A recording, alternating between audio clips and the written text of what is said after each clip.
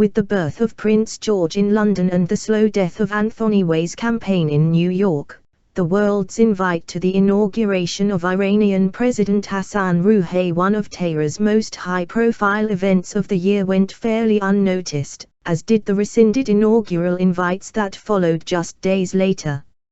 In a moment of pre-inaugural confusion, the Iranian Foreign Ministry spokesman Abbas Araghchi invited world leaders to the August 4 inauguration of Iran's next president. However, just a few days later, Iran's foreign ministry clarified that no RSVP would be required from the United States and Israel since they were not invited. Israel's foreign ministry spokesperson, Paul Hirschson, assured the international community that they weren't offended.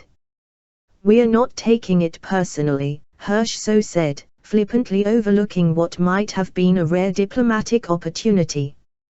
While the British were deemed acceptable for inclusion on the invite list despite no embassy presence in Iran and strained diplomatic relations, they will not be sending over a British official.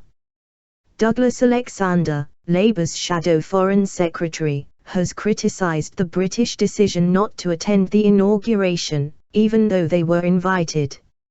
He noted that declining the invite represents both a misjudgment and a missed opportunity. Opening the door to diplomacy can play a real and concrete impact.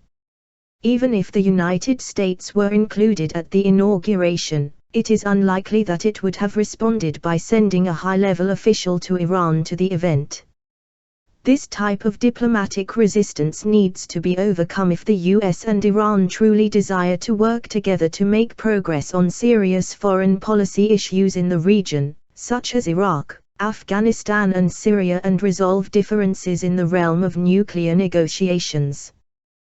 The lack of official diplomatic channels between the US and Iran, along with the lack of an embassy in Tehran, means that the United States is not only inhibiting its diplomatic ability to work with the Iranians, but it is limiting its ability to put pressure on the regime, monitor on-the-ground dynamics, gauge the population's sentiments, and directly observe the impact of sanctions. In my research, I looked at more than 100 episodes in which the US imposed sanctions on other countries.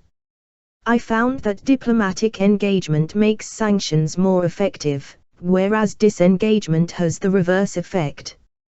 When the US closes its embassy in a targeted country, for instance, the probability that sanctions will fail increases to 73% from 42%.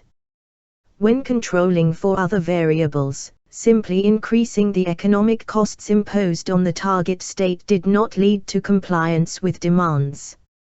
Engagement improves the ability to convey demands, target the correct entities, monitor the impact of sanctions on the ground, and calibrate policies over time. Diplomacy can also provide a window into the regime's decision-making processes, motives and vulnerabilities. Increased diplomatic interaction also helps clarify the nature of the demands on a sanctioned country and resolve ambiguity or misperceptions that exist.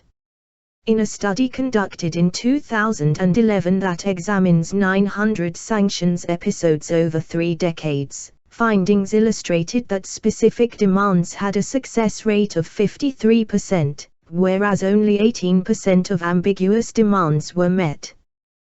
These findings suggest that strong parallel diplomatic efforts have the ability to directly strengthen punitive economic measures by helping to clarify the nature of demands and foster cooperation between both sides.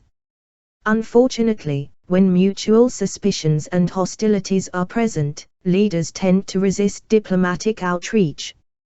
Critics of diplomatic engagement with states like Iran and North Korea sometimes invoke the Munich analogy, referencing to the deal struck by Great Britain, France and Italy with Adolf Hitler in September 1938, permitting Germany to annex Western Czechoslovakia, and argue that engaging enemies is tantamount to appeasement, particularly if the enemy is the one asking for or demanding the talks in the first place.